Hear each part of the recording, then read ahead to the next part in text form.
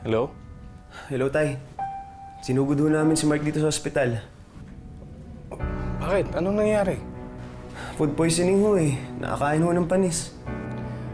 Ang bihira naman, anak. Bakit niyo naman hinayaang makakain ng panis yung kapatid ninyo? Tay, uwi na ho kayo. Anak, konting tiis na lang, ha? Alam niyo naman siguro yung kalagayan natin, eh. Kaya niyo, makaipon-ipon pa ako ng kahit papano. E tapos nung nauwi na ako agad. Tay, kayo lang naman ho kailangan namin eh.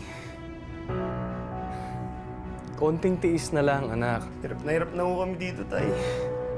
Halos wala na akong natitira sa padala niyo eh. Kitsang lang ho lahat na pupunta. Parang hayop na ho kami kung itrato niyo dito. Hello? Myung! Kumusta ka na? Naku, pasensya ka na dito kay Tonyo kasi medyo nagiging masyadong emotional dahil sa nangyari kay Mark. Bakit? May problema ba sa mga bata? Hindi. Walang problema. Inaasikaso ko nga silang maigi eh. Gusto ko siya nga pala, yung mga gagastuson dito, ha? Pwede bang sa susunod na buwan ko na ikalta? Ha? Kasi walang-wala din kami ngayon eh. Sige. Ako nang bahala doon.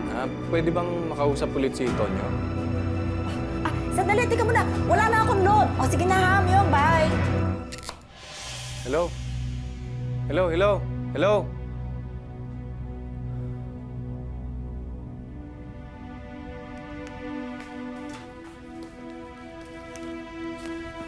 Subukan mo ulit na siraan ako dun sa tatay mo.